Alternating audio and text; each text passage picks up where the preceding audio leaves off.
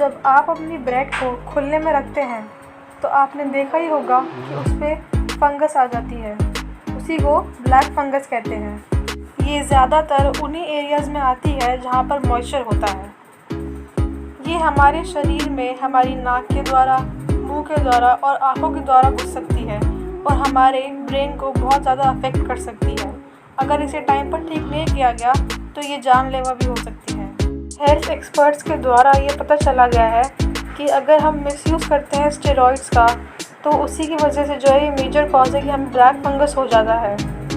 Steroids जो होते हैं वो हमारी इम्यूनिटी को सप्रेस करने के लिए यूज़ किए जाते हैं कोविड के ट्रीटमेंट में। स्टेरॉइड्स लेने के बाद इंसान की इम्यूनिटी बहुत ज़्यादा कमज़ोर हो जाती है, जिसकी वजह से ब्लैक फंगस होने के चांसेस बढ़ जाते हैं। यस, कोविड पेशेंट जिनको हाई डोजेस ऑफ स्टेरॉइड दिए जाते हैं उनको वेंटिलेटर ऑक्सीजन के सपोर्ट में रखा जाता है और जिनकी इम्यूनिटी लो होती है उनके पास ज़्यादा चांसेस होते हैं कि उनको ब्लैक फंगस हो जाए। Symptoms of black fungus. इतना सब जानने के बाद आप ये भी जानना चाहेंगे कि इसके सिम्टम्स क्या होते हैं। इसके सिम्टम्स यही होते हैं कि आपकी नाक में से ब्राउन रंग का फ्लूइड डिस्चार्ज होगा, आपके दांतों में दर्द होगा, दांतों की जो जकड़ है वो लूज़ हो जाएगी और आपके नाक के अंदर एक ब्लैक रंग की कोटिंग नज़र आएगी। और जैसे ही और चीज़ें और सीरियस होती जाएंगी तो आपकी आंखों के अंदर भी पेन होना शुरू होगा, जिससे आपका लॉस ऑफ विजन हो सकता है और साथ ही साथ आपके मसूड़ों में भी सूजन आ जाएगी और गाल भी आपके सूज जाएंगे। इस केस में फंगस जो है आपके ब्रेन में जाएगी, जहाँ से सिचुएशन आउट ऑफ कंट्रोल हो जाएगी। पर ये उन्हीं केसेस में होगा जिनका इम्यून सिस्टम बहुत वीक होगा। जो पहला सिम्टम होगा वो यही होगा कि ब्राउन डिस्चार्ज निकलेगा आपकी नाक में से, और अगर ऐसा होता है तो आपको जल्द से जल्द डॉक्टर को कंसल्ट करना चाहिए।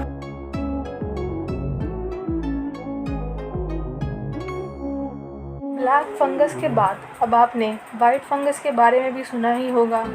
ये जो है इंडिया के बिहार में सुनने में पहला केस आया था। फंगस जो होता है वो अलग अलग प्रकार का होता है। जैसे ही हमारा इम्यून सिस्टम कमज़ोर पड़ने लगता है वैसे ही इन फंगस का रिस्क हमारी बॉडी में बढ़ना शुरू हो जाता है।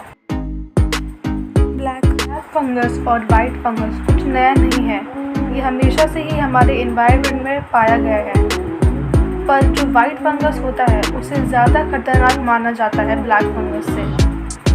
ब्लैक फंगस की तरह ही वाइट फंगस जो है वह उन लोगों को अफेक्ट करता है जिनका इम्यून सिस्टम बहुत लो होता है।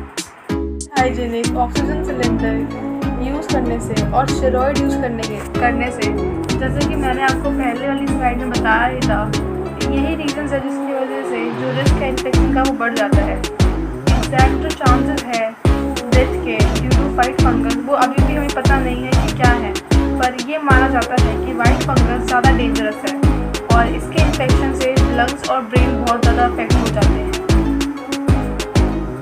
फंगस का इन्फेक्शन हमारे लंग्स को अफेक्ट करता है और साथ ही साथ हमारे शरीर के अलग बॉडी पार्ट्स को भी अफेक्ट करता है, जैसे कि नेल्स, हमारी स्किन, हमारा पेट, kidney, brain, mouth and genitals. ये जो है स्प्रेड करता है आराम से हमारे बाकी ऑर्गन्स तक।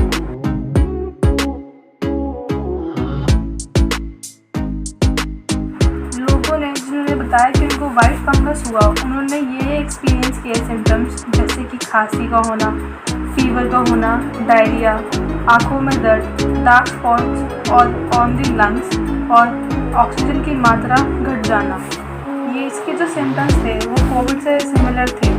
एक्सपर्ट्स के द्वारा जो सीटी स्कैन और एक्सरे होता है वो बता सकता है कि कैसी कंडीशन है वाइट फंगस की हमारे शरीर में, और साथ ही साथ जो बच्चे और औरतें हैं उनको ज़्यादा रिस्क है